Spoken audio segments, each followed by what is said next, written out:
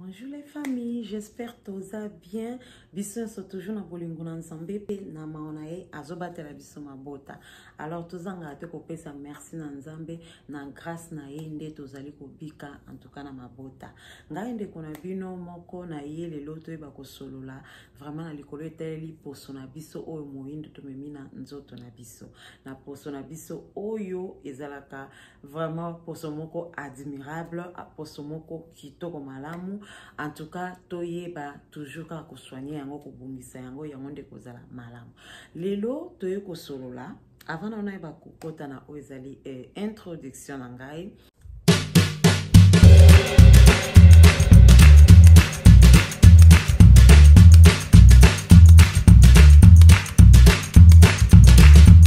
Oyebi ko cliquer oezali cloche wana ya notification pour oyeba vraiment ko recevoir ba vidéo nyonso tozali koya ko solola pona ko sunga toujours yo ozali noir ozali kotala ngai. Alors nazape na boyebi nyonso te po moko ta kokana nyonso ka nzambe na bisa kokana nyonso soki o abonné soki o like ba vidéo e kozala bien po tozo sungana. Soki tokomi na 1000 e kozala malamu numéro ya téléphone ezali affiché wana ya WhatsApp muta konyosa za na droit ya kwanda obenga ide pe oyo za nango mayele pe connaissance yo za nango okoyeba pe ko bakisela biso na ko benga biso na ko partager yango na bande kona yo biso tozali la communauté noire po biso to bénéficier ndenge na loye mutu moko te ayebi nyonso kaka nzambe nde ayebaka nyonso to sungana tozala soudé toyebi ko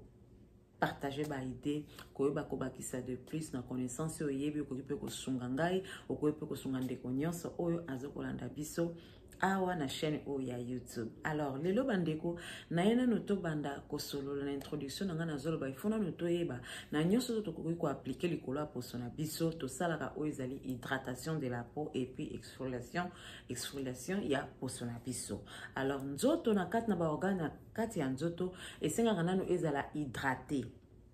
Pour eloko couvrir nzoto mobimba entier ezali poso ezali la peau biloko akati to mona kango teloko couvrir yango poso. Alors poso na o ezali ba organe ezwami na kati nyonso na ba o ezali ba cellule nyonso o nyonso sali construction ya nzoto oyo corps humain esengaka etambola ensemble. Donc na o tozo consommer yango na lobi mai ebele na nzoto yango zo sala une bonne santé ezoko sala hydratation malamu ya nzoto oleki ozala déshydraté wana zo kende deya na kokufa. Donc nzoto sengi ezala hydraté yango to melaka mai ebele tozo mela mai ebele et puis ezo kende ti likolo ya poso koyeba ko arroser poso na biso yango na biloko onso pe to pakola ka likolo ya poso secret ezala ka foto pakola biloko ezali ake sate biloko ezali na composition ya mai tout d'abord basali composition ya ba produit yango ou bien ezala na famille ya médicalement ezala na famille ya ba produit cosmétique ezali médicament ezali vraiment médicament na ba famille oyo ba produit mususu ebi cosmétique nyonso ebongaka ezala o esalami mingi surtout na ezali ba produit ake po ezokende ko sala hydratation directement ya poso likolo ya poso. Donc poso il faut ezala ka arroser na pesa net exemple poso ezaneti terre.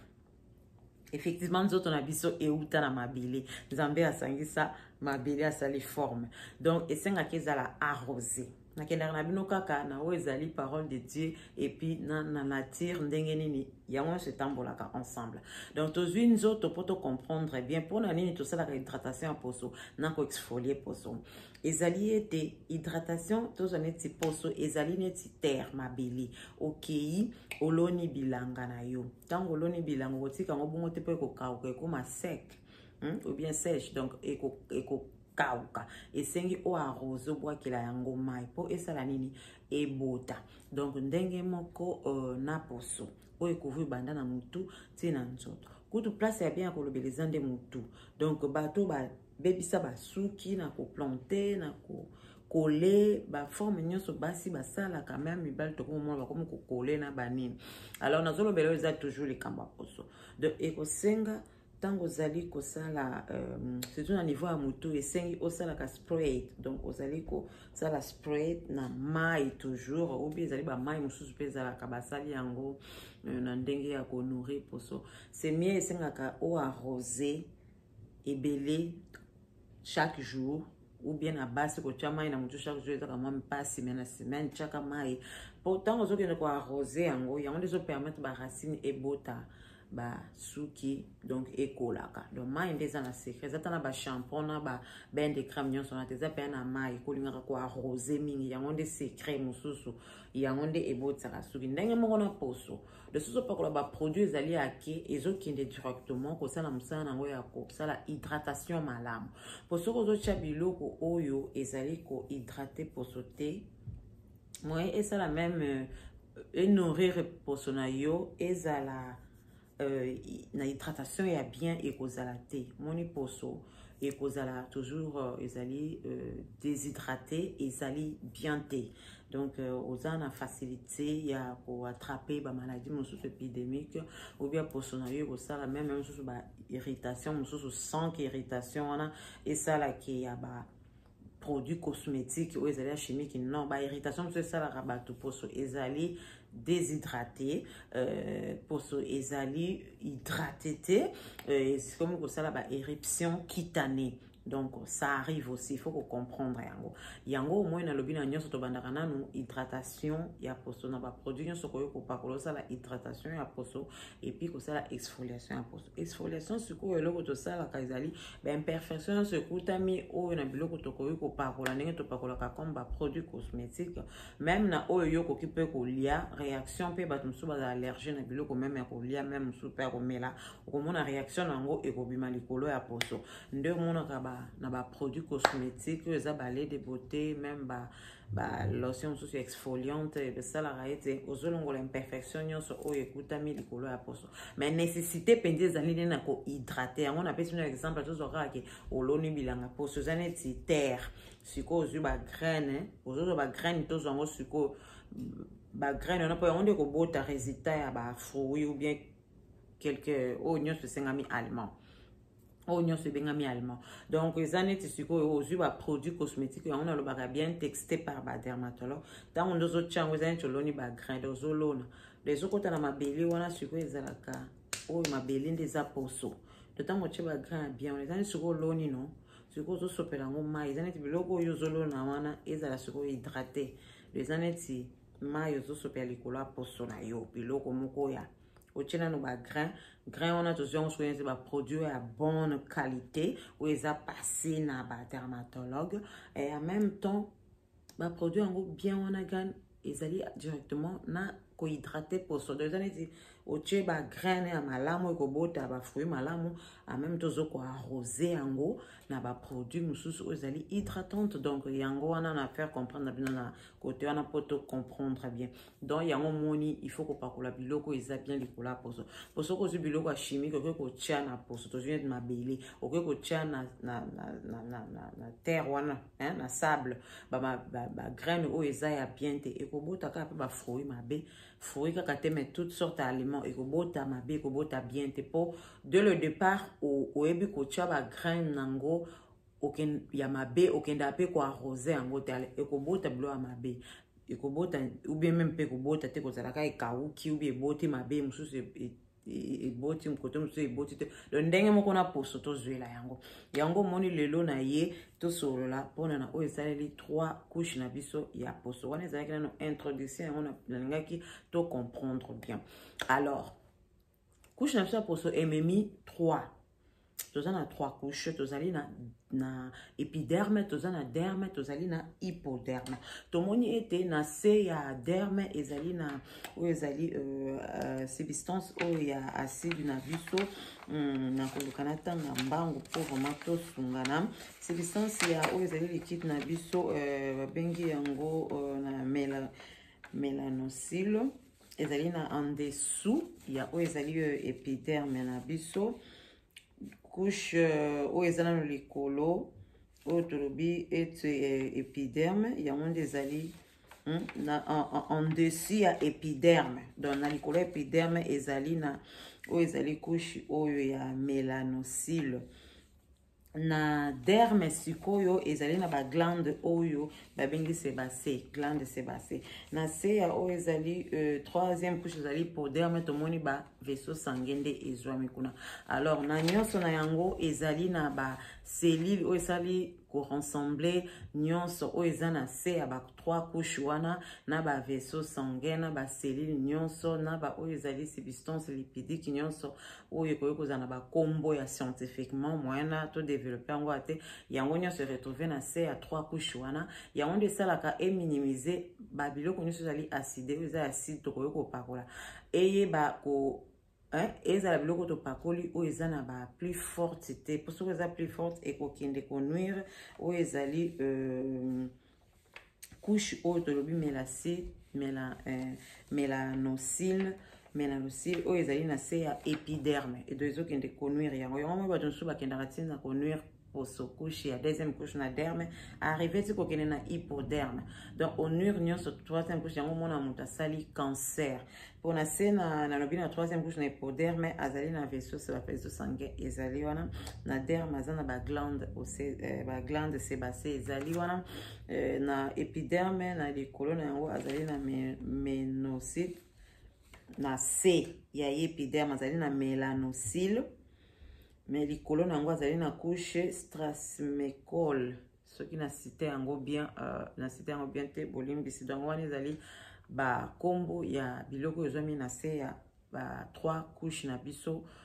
ya poso oyo tomemi na nzoto na biso. Alors il faut kocontrôler biloko nyonso oyo ozali kotya likolo na yango yango sikoyo na koyeba koyebisa nano bato toyeba nano application na composition ba produit nyonso cosmétique oyo wapi ezali na en bon qualité ya oyo na okutani na composition bongo opakola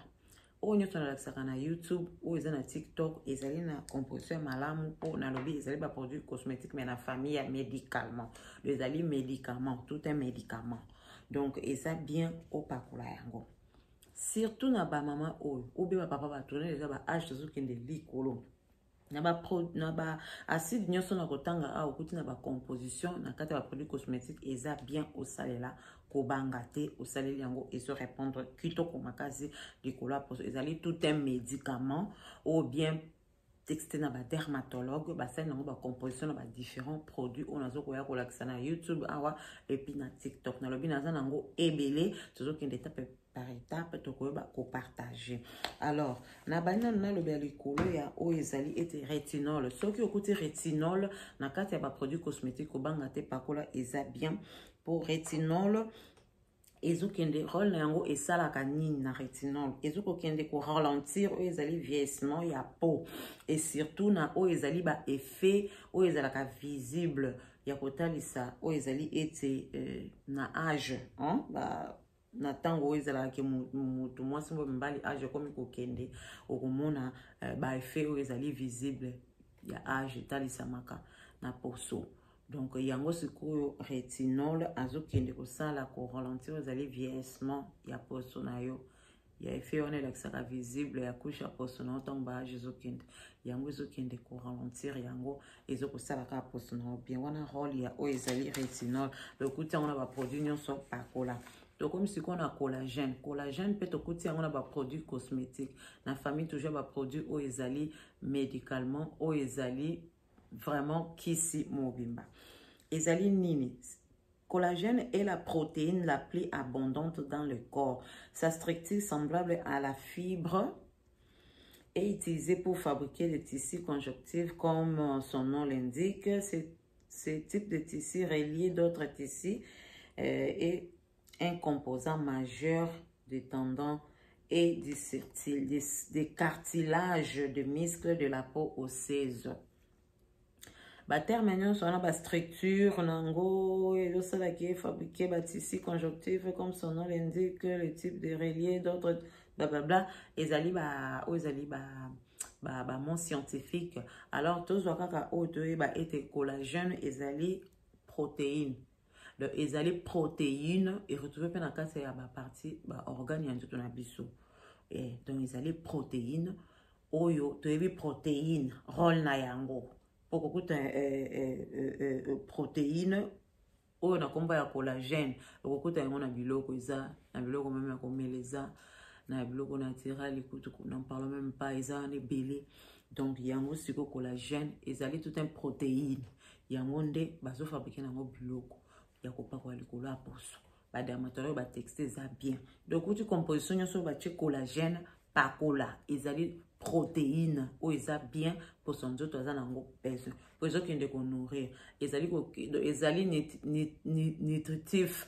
eza nutritif mobimba donc rôle na yango wana zwa yango eza nutritif likolo ya poso donc eza kitoko ndenge moko oyo mpe ezali coconut to bi wili ya coco bien pommade nango ezalaka nutritif eyeke jouer rôle kitoko ebele likolo ya poso donc oyo nalobi collagène toke directement totanga oyo ezali 10 avantage na huile de coco mosala na yango esalaka likolo ya poso huile de coco aza na 10 avantage na ye azali excellence base pour exfoliation ya poso tout d'abord wana huile de coco ça aussi ça hydrate aussi la peau sèche y compris chez les personnes souffrant d'affections telles que eczéma on a toujours huile de coco ça réduit aussi l'inflammation pouvoir résister des rayons ou VB on a toujours huile de coco azokende lisusu kosala toujours huile de coco ça hydrate aussi la peau. Ça hydrate aussi la peau. Ça l'aide aussi à provoquer la peau, à protéger la peau. Toujours huile de coco. Ça fait aussi, ça lisse la peau. Ça minimise aussi l'apparence des rides et des ridules. Toujours huile de coco, même en pommade nango, même en huile. Ça calme aussi le rouget passagère de la peau. L'huile de coco toujours. Et ça fournit les... Ça vient des antioxydants. Donc, c'est vraiment fraîchement, c'est bien sur la peau. Ça s'absorbe aussi, ça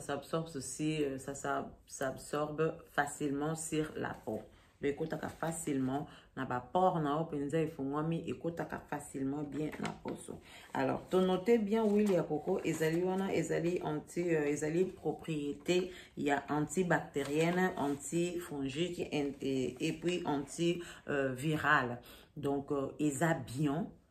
pour protéger même na o ezali même biloko suyo même okutami ba pigmentation na biloko swaki yo ou bien allergique ne loko moko huile ya coco ekendaka ko jouer ba rôle wana donc ezali bien au pakola et ça bien makasi même aussi ça ba cicatrice ya eza na rôle wana eza bien ko lisser poso ko ça même na teinture batu ngolo ba kayindi saka non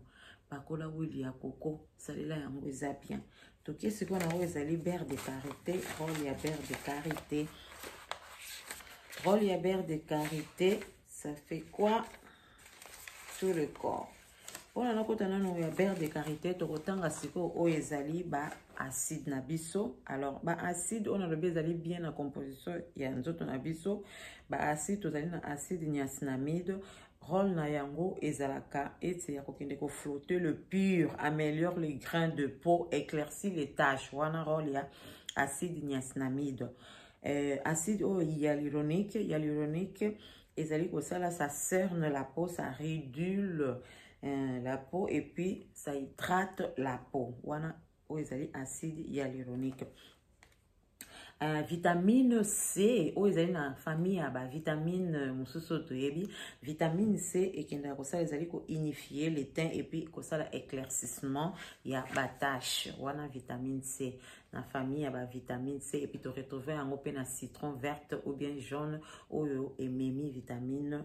C naturel. Donc rôle nango ekendaka ko unifier ezokende ko unifier la peau et puis ça fait l'éclaircissement de taches sur la peau. Alors, ce qui occupe un peu na sérum ezali hyaluronique, basali on mélange na caféine, ezape bien, ezama bête, et ce qui est toujours concerne, qu'on réduit la peau, qu'on la hydratation aussi de la peau. Alors, na linga ki bande koto note bien na ou etaleli application sur sala kananzoto na biso. Na silisano ba si to na acide salicylique. Même en base de vitamine C pure, yango pesa bien. Ceux qui ont acide ascorbique, ou basali yango pe na rétinol, ezali bien toujours. tozali na oyo ezali pe ordinary eza pe serum ya ordinary ekendaka kosala pe rôle na yango eza pe bien makasi ordinary ezokende kosala baride kolongola et surtout baride oyo ezalaka mpenza na expression mpenza omoniki ya makasi ordinary eza bien ezali bien koutilize yango pe application nango ezalaka na pokwa basidi nyonso natangi awa application nango soki mpe eza na moi soki okoutilize yango na baproduit cosmétique okuti oyo eza kosalela na ntongo batie baserum oyo natangi oyo c'est mieux opakoli yango eza problème to appliquer yango mais na likolo nango en dessus il faut tia crème oyo ezali anti solaire soki ozosalela serum na ntongo na la journée selon oyo eza routine na yo application na yo nazobana niveau elongi c'est mieux ntango osali application na yo alotie obandi serum nano oyo ezali na abacide différente oyo natangi awa soki okutani nango obandi yango simozwi crème hydratante olandisi simozwi anti solaire otie kozangisaka anti solaire te na application nyonso ozosalela na la journée mpona koevite ba rayon solaire mpona koevite ba éruption ya sous-cutané ba éruption esalaka bato rayon solaire il faut koevite eza na bacrème ebele ya oyo eza anti solaire ezalaka na bandi toyokani bien donc ordinary pe ezali kitoko makasi alors na application nyonso bandeko toza na ebele basite eza ebele soki ata na ntango mosusu ate mais eza ebele baside eza ebele oyo ezali ya bien malembe tokoyeba kotanga nyonso acide mosusu lactique ça permet d'exfolier la peau légèrement et mettre tous les soirs regarde ezalaka vous mettre tous les soirs acide lactique yeah. Et puis koyeba ko éviter surtout na oyo ezali ba gommage ezali en grain ba gommage ezali à grain il faut koyeba ko éviter yango po esalaka pe oyo ezali éruption esalaka ko irriter poso et ko créer ezali micro fracture et ça crée aussi le ridule. Donc il faut éviter ba gommage yango mona esaki bino na elongi na nganga na chaka gommage te elongi ko gommer elongi na gomaka te po oyo ezali liquide na ngai ya exfoliante ça suffit pour moi savon nettoyante ça suffit pour moi et puis masque ça suffit pour moi nga ko gommer poso non nzoto na nga na salela yango 2 fois ou bien une fois na semaine de na gomaka nzoto elongi na nga non na gommage biso moko tolandi awa na barecherche nakendaki komona bien gommage à grain même ata à grain te mais toutes sortes ya gommage na elongi non kogomaka elongi mingi te pardon et puis gommage même au niveau ya nzoto ekipaka type ya poso nde edo eza na motu nyonso kaka bando gome te ezokipe type ya poso donc c'est ça. Donc, gommage surtout en grain et ça fait irriter la peau. Ils ont irriter la peau. Ils ont produits chimiques. Mais gommage en grain irrite la peau. Et puis, ils ont la microfracture. Il y a pour créer même où ils allaient où ils ont la ridule de couleur à peau. Donc, il faut éviter en gros. Alors, on a une application au sala. Tout autour na misu na ba produit nyonso même ezala ya médicalement o ezala pe ya ba produit cosmétique ya normal et bongi na niveau ya misu ko sala ka attention na niveau ya misu na contour o ya misu ko sala nango attention même et ba kokota te même ta na kati ya misu te o tozana ba crème oyo ya tout juste ya misu ezalaka oyo ya tout juste ya misu ezalaka la chose za application na yo kozalaka na bokebi na contour oyo ezali na niveau ya misu na biso. Alors na contour ya misu na biso vitamine C pure surtout na ba sérum na okoloba to éviter na contour ya misu sérum nyonso oyo basali composition na mpo mingi ezalaka na baside composé na baside keba na contour ya miso na contour ya miso même vitamine C pure kotia yango na contour ya miso te il faut ko éviter vitamine C pure yango mo na telemela makambo ya citron citron vert rouge jaune memi vitamine C naturelle bato balobaka ba masque basa la fina citron ou bien mutazi citron bandi ko tia boy maman okosala rupture ya poso pour rien ezaka na ba produit cosmétique chimique nde hérita ka poso eziki saka poso kataka ba pota tete eza pe na ba application soko zangi ndenge ya ko appliquer ba produit musu peza nango ya bien par ba dermatologue et sengi olandela application ezana notice nango kolandela ndenge application exactement pour ce ko respecter te okosana ba éruption na kitane ya ekokata même na posono ya nzoto même ezikisi. Alors neti vitamine C pire yango na zoloba même ezala liquide ou bien ezala na kati ya citron keba na contour ya misu po ezali zone moko très fragile très sensible. Donc vitamine C pire keba ba huile ezalaka essentiel ba huile ba komaka huile essentiel kokeba na contour ya misu ba o ezali ba parfum mususu ezalaka agressif ba parfum kokeba même na contour ya misu parfum ba tiaka tabo chibu bandiko pompe ekende nete koto tina misu. Donc kosana boke wana zolo ba pona contour ya misu ozwa pe lisusu oyo nyonso etengami ba sérum ndenge na lobaki ba sérum nyonso to sa application nango routine nango ya tongo bien na moi oyo nyonso etengami sérum po ezana ba composition ba différents acides kokeba nango na contour to sa application nango kokeba na contour ya misu en tout cas kosana nango bokebi penza. Alors bandeko o na mona kina partager na bino yango wana tokoyeba kosolo na une autre vidéo tozali toujours ensemble o esengaki na tengela bino yango wana biloko esalaka na composition ya ba produit nyonso o tokopa kwa likula poso na biso o na tangi mino yango wana lelo. Alors bo pakola ngo soki bo retrouver eza na kati ya ba composition ya mafuta bokuta nango bopakoli kobanga te ezali bien makasi. Elo musuna lengaki na beta sete ba sérum oyo différent moni esalami na ba combo ba composition ba compagnie différent kozana petit to saela 3 ou 2 sérum na différents combos ya compagnie o saela en même moment pour okoyo ko sala explosion likolo ya posona yo. Donc saleli moko olekisi ba moi tango osalela mususu ko appliquer osalela rate soko moni ke mibale 3 omeka esimba na posono mais espasaka na ba moi ipo saeli kaka o moko na soko esili ndoko yo kozwa mususu ko sangisa te. Et puis éviter surtout ko yeba ko salela ba gamme no salela na la journée na soko insister